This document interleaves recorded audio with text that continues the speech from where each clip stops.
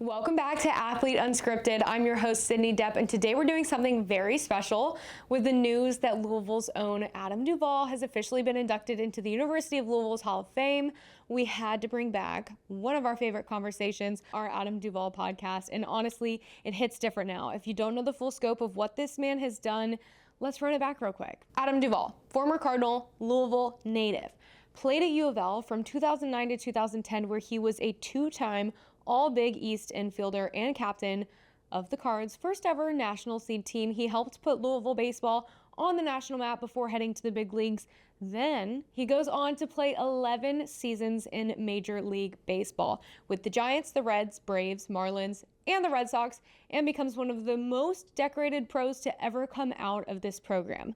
We're talking two-time World Series champion, 2014 with the Giants and 2021 with the Braves, 2016 MLB All-Star and Home Run Derby participant, 2021 Gold Glove Award winner, and among all former Cardinals in the pros, he's the leader in hits, home runs, RBIs, and runs. That's legendary. So today, in honor of Adam joining the Louisville Baseball Hall of Fame, we are taking you back to our conversation where he opened up about his journey, his mindset, his life, and what it really looked like to build a career like that. This is a guy who represents Louisville at every level, college, professional, and now permanently in the Hall of Fame. So let's get into it. Here is our re-highlighted interview with Adam Duvall. Enjoy.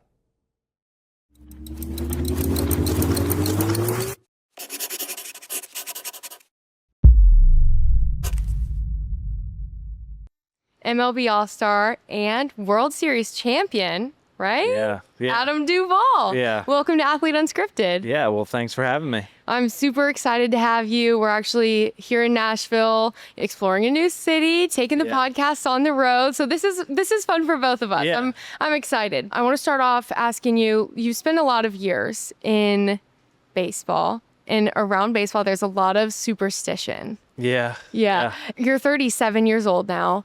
What's a superstition that you've carried with you for years? Oh man, I guess there's an ebb and flow to it. You know, when you're doing well, you do sort of the same things that you did the day before. When you're doing bad, you try and do exactly the opposite. So, I mean, everything from which sock you put on first to which one? Well, it can change. It's just like I said, you know, it depends. And so, from one wrist being taped, two wrists being taped, which sleeve you wear. There's so many different things that when you're in a locker room with, 27 other guys and you're either playing really well, so you're in the groove, or you're searching for answers. You can come up with a lot of different things to kind of just try and switch things up a little bit. So, but yeah, it's a very superstitious game. And so, you can have some fun with it. Oh yeah. Yeah. Get the mojo right. Yeah. You're a baseball outfielder. A lot of people from my podcast that watch, they're from Louisville. You're from Louisville. You've played for a lot of MLB teams. You've played for the Giants, the Reds, the Braves, the Marlins, the Red Sox. What is one thing that most people might not realize about professional baseball? Because there's a lot to unpack there. Yeah, I'd probably say how long we're at the ballpark, and then how tough the schedule is. Because a lot of people, they follow the game, they show up to the game 3 hours, and then you go home. But a lot of people don't realize that we show up to the field 1 o'clock, 2 o'clock for a 7 o'clock game. And then you get home at, around 11:30 or 12. So, and then that day can even get longer if you're nursing an injury or you've got some rehab to do. So the days can get very long. And then the other part of it is, like I said, the schedule. So, say we have a night game and then we have to fly to LA to play the Dodgers. We're taking a red eye there. So we're hopping on a plane, 12:30, 1 o'clock, flying all the way out there. You're getting in at, 5, 6 a.m. and then you're playing a game the next day. So that part is a grind physically and mentally because, you're you're obviously going through the stretches of the season where you're playing every single day. So, and then you throw the travel on top of that. It can get tough. And the season, it's a long season. It's a long season. And so you're doing that every single week. You don't have any off days. Yeah. I mean, really. Yeah. So how do you make time for, your wife and your kids? Yeah. How do you prioritize that? Yeah. So, you try and get up and do your part, because your wife is at home with the kids while you're on the road, or hopefully they can come with you, but that is a full-time job, and I praise my wife for being able to handle that. And she did an unbelievable job of just making sure that they had things to do, and because they weren't quite in school yet, so that's not an easy job. And so for the baseball wives out there, we see you. Yeah. So, but yeah, the schedule can get tough, but you want to be able to spend time with your kids. So, I remember my last year, we would, there was a park right up the street, and we would go and, I'd throw them baseballs, or we'd run around the swings and slides and stuff. So when you're at home, you try and spend quality time with them, but you're spending a lot of time at the field and a lot of time on the road. So, and then obviously there's the off season where you try and make up for some of that too. So, it can be tough. It can be tough on families. That's for sure. Yeah. You have 2 sons. Yeah. And so are they, being grandfathered in there to play baseball? Maybe? Are they going to follow in your footsteps? That's up to them. Right now, they're in hockey, soccer, and baseball. So, we're trying to expose them to as much as we can, and then, let them run with it. Yeah. See what sparks their interest the most. Well, hopefully it's baseball, so you can maybe coach them one day. Yeah, I mean, I know zero about hockey, so right. I am relying on the coaches to help him with that. So it's very different. Yeah, it is. It is. Well, many people don't realize that in baseball, once you go pro, you then have to work your way back up. Once you get drafted or you sign with a professional baseball organization, you kind of start out there at the bottom and then have to work your way up again to reach that big stage. And you reached that big stage in 2014 when you got the call that you were going up to the major league stage. Yeah. What was that call like for you? Where were you? Yeah. What were you doing? We were playing in Round Rock, Texas, and one of the guys on the big league team was dealing with some concussion issues. So actually, about a week before that, I switched positions. They had me playing some first base, which I had never played in my life. And so that was interesting. And then, like I said, 4 or 5 games into the position switch, I got called up. And so, they called me in and just told me I was going to the big leagues. And I remember my favorite part about it was telling my parents and then telling my girlfriend at the time, which is my wife now. But it was just, you just think about all the years that you've spent trying to achieve this one goal. And a lot of the times it's out of your control, whether it's injuries or, you may have someone in front of you that's just not going to lose their spot. And so, you sort of have to be sort of right place at the right time. And so there's a lot of things that go into it to be able to achieve that. And just for that to happen, it was a blessing for sure. I assume your parents were your first call? Yeah. And what was that like? How proud were they of you in that moment? It was okay, great. And then immediately we were trying to get flights for them out there. And so as exciting as it is, it's also a whirlwind, because you're going to a completely new stage, a completely new team. I remember when I got there at the field, it was already like the 4th or 5th inning. And so, oh my gosh, which it was fine because the team obviously coordinates all the travel and stuff. That was the quickest that we could get there. But just you're already like, oh shoot, I'm behind the 8 ball, and so it happens very fast. And so you don't get much sleep that night because you're so excited, but the adrenaline that you have is like unmatched. Yeah. You don't really need sleep for that night. Right. The adrenaline gets you through. Your major league debut was in San Francisco. It was. In June of 2014 against your future team, the Reds. Yes, it was. Yeah. So I read up on this because in the bottom of the 7th, this is so cool. In your 3rd career at bat, at that level, you homered off Cincinnati's starting pitcher, Mike Leach, to supply the Giants' only run. Yeah. But you all lost that game 3-1. Yeah. However, your home run was off of Leach, which was kind of foreshadowing the two of you getting traded. Yeah. I mean, for each other a year later. Yeah. How was that? What was it like being traded for the first time? Yeah, that was, again, that's probably more of a whirlwind because you're talking about picking up everything and at that time moving across the country mid-season. And so packing up your apartment in less than like 8 hours and just making sure that you have everything because you're not coming back because, you just got traded. And so, whereas if you're in AAA and you go up, you may come back down and then go back up, which is what I ended up doing my first year with San Francisco.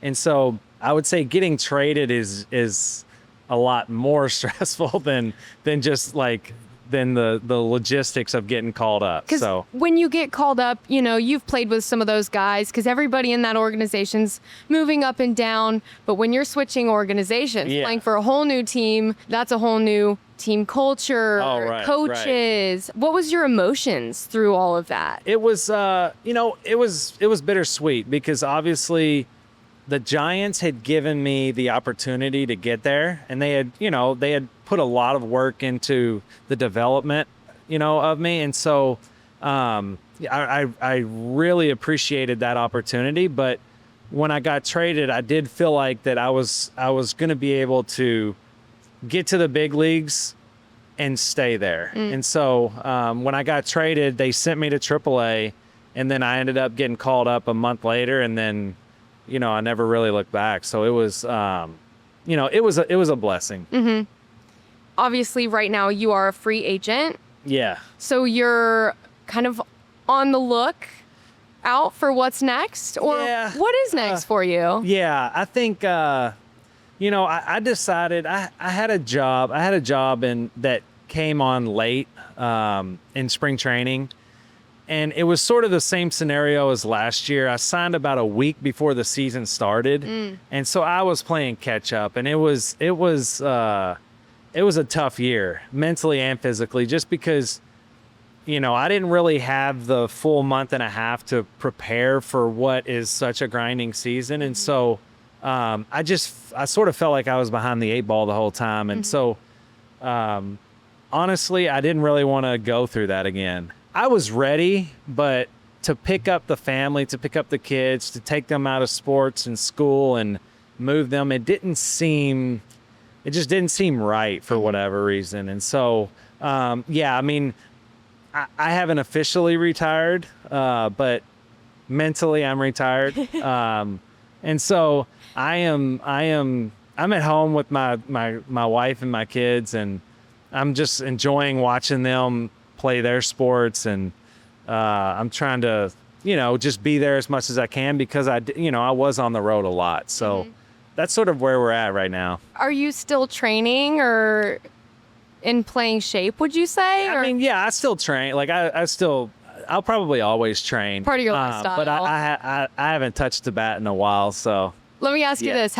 Have you touched a golf club in a while, though? A lot, yeah. I've touched, I think the golf club has just taken place of the baseball bat as of now. So I'm having a lot of fun,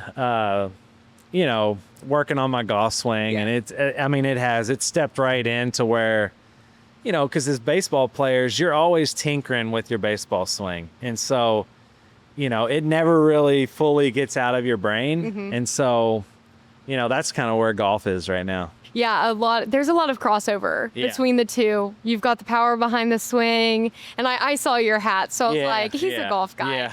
Yeah. What's one memory that you have from your time in the MLB that you will hold forever? Was it, maybe the World Series championship? So it was, I'd have to say that it was I hit a grand slam in the World Series. And so that was probably, one of the best moments of my career. Just you obviously, that's like your goal, to get not only to the big leagues, but to get to the World Series, and then not only to be able to win it, but to be able to hit a grand slam. And that was a special moment for me too. A little side story: my grandma wasn't doing very well, and I got to FaceTime her before the game, and she could listen and she could understand, but she really couldn't talk. And so, I was just talking to her, and I actually told her, I'm going to hit you a home run tonight. And so the story is, I come up my first at bat, and the bases are loaded.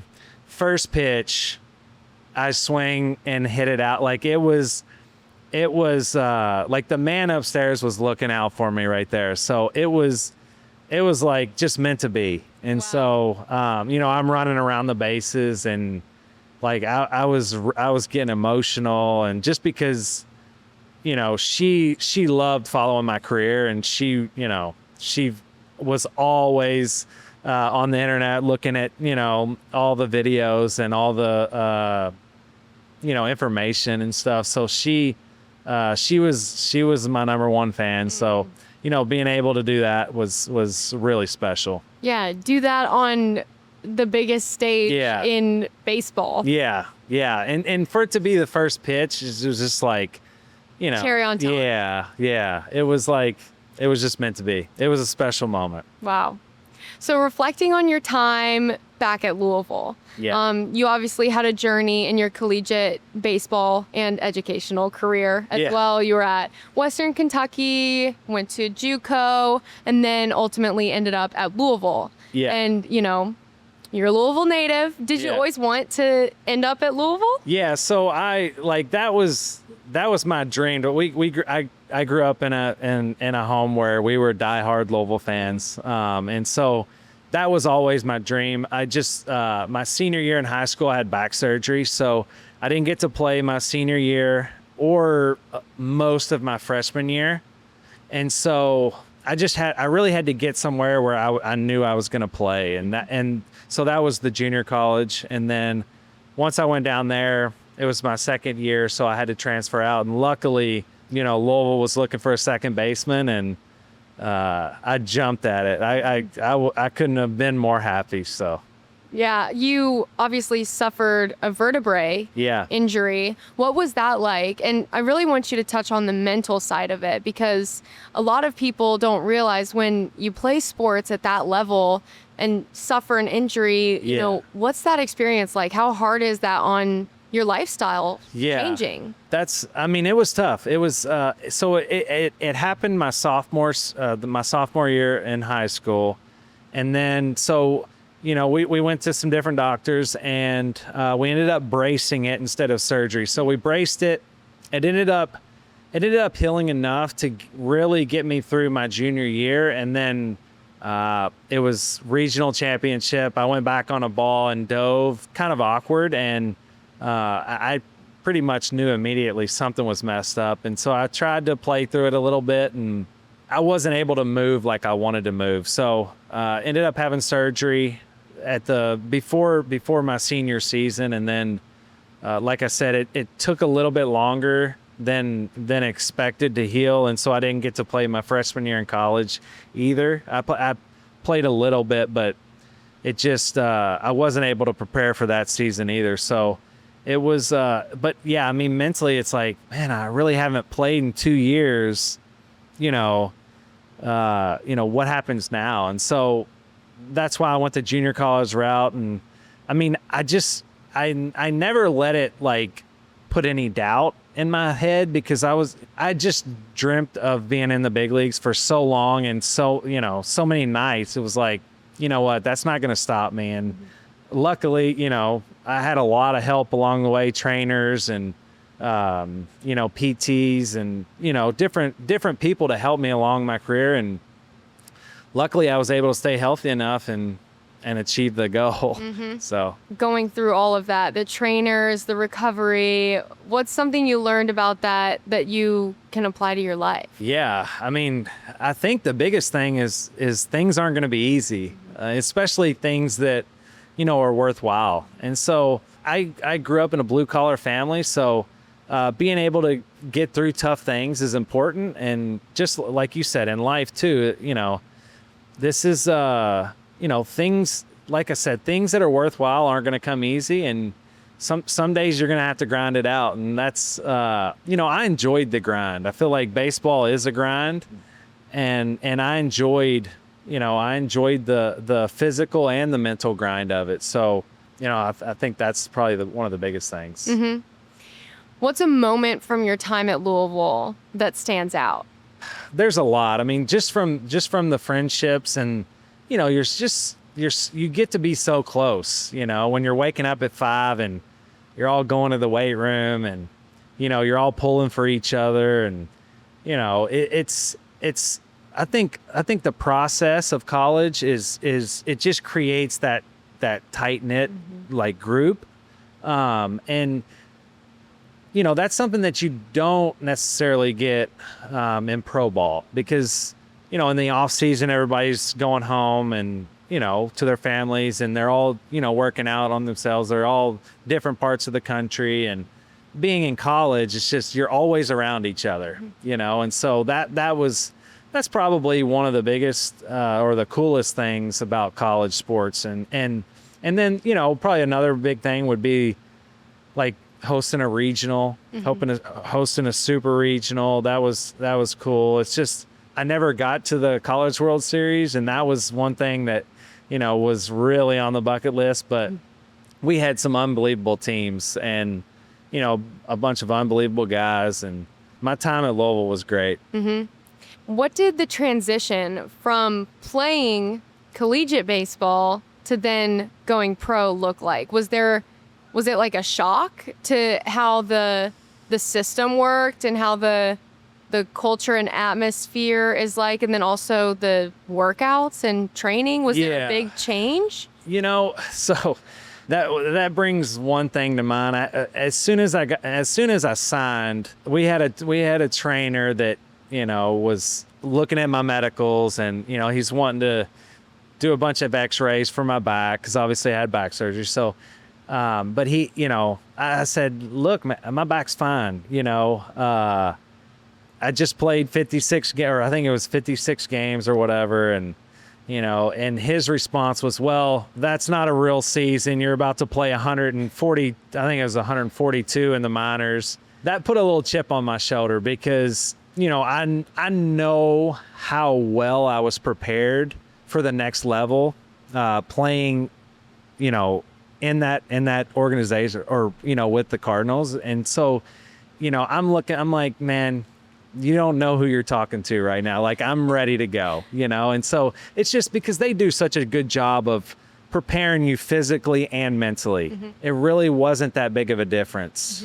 to be honest. And I credit that to Coach McDonald and the other coaches, because they prepare you not just for baseball at the next step, but for life in general, because they are pouring into you every single day about, you know, what it is to be a good teammate, what it is to be a leader, what it is to be a good person. And so those things are so important just in any facet of life. And so, you know, I was fortunate to play under those guys, and, you know, I owe a lot to them. Yeah, college is such a period of time where, you know, you're 18, you're on your own for the first time. And so to have leaders and people, coaches just pouring into your life like that, helping shape you and prepare you to become a man or become a woman, like to become an adult in this world, Right. not just a great baseball player or a great swimmer or soccer player, whatever, Yeah. They really care about you as individuals. And that's one of the most important pieces when it comes to finding a team and an organization that you want to play for. It really is. So a hot topic in the current college athletics landscape is NIL and revenue share. And many people are like, what the heck is going on with this? How have you seen college athletics shift since you graduated? There's been a lot, I'm sure. Yeah. I mean, it's interesting to see how it's all going to play out. Just from a competition standpoint, you're going to have different tiers, obviously, with different amounts of money. So, I think it'll be interesting the next couple of years to see how that how they navigate that, because you never want the competition to feel like, okay, this group is in a league of their own and then these guys don't have a chance. And so that's not what college sports is about. In my opinion, college sports is about anybody being able to win on any given day. And so I hope that it doesn't change that aspect of it. And so, I just know how much money's being poured in, and I think there are guys that are staying. They're staying instead of taking that leap to the next level, which could be good for the competition. But yeah, I mean, I'm interested to see what they're going to do within the next several years to kind of make sure that it's a level playing field, because I feel like it can get out of hand pretty quickly. And you see that at the major league level too. You got teams that are willing to spend and then teams that aren't. And, there's a talent gap there. And then another thing I think, I would like to see cleaned up is the transfer portal.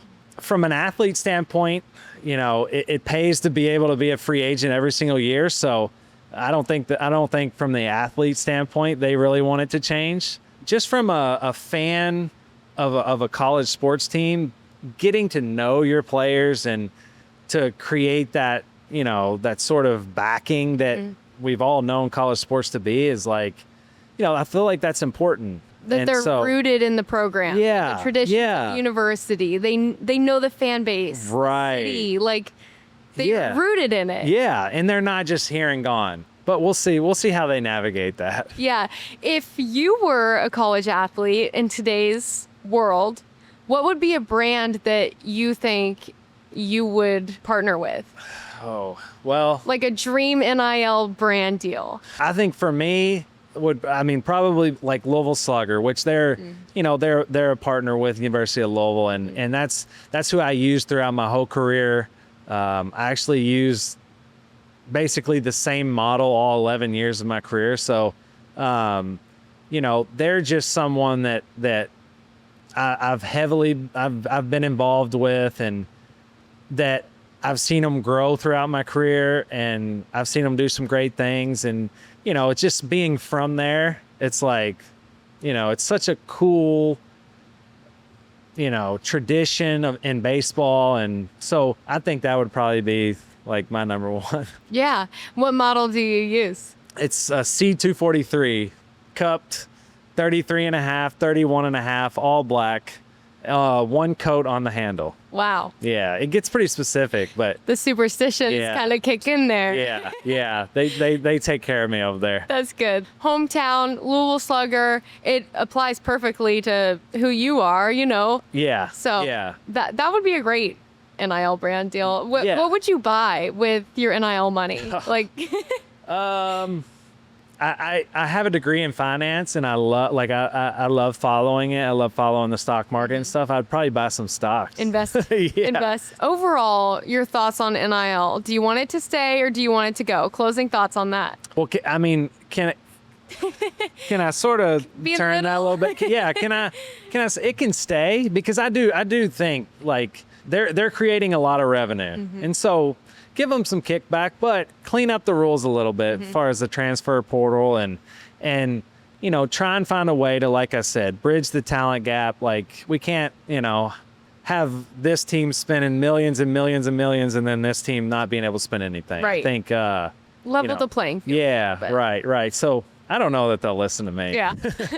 We'll see. Yeah. We'll see. Well, there's a lot of crossover with NIL and causes near and dear to student athletes and pro athletes as well, their hearts.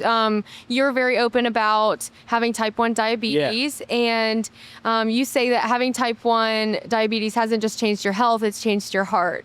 Yeah. And I think that that's really cool. You found out in 2012 when you were playing at the single A level for the Giants. How old were you at that time, and how did you find out? Yeah, I was 23, and I was in Louisville. I was preparing for the upcoming season, and I was shedding weight like crazy. And at that time I was doing 2 a day. So I thought, maybe I'm doing too much. I'm not refueling my body the correct way.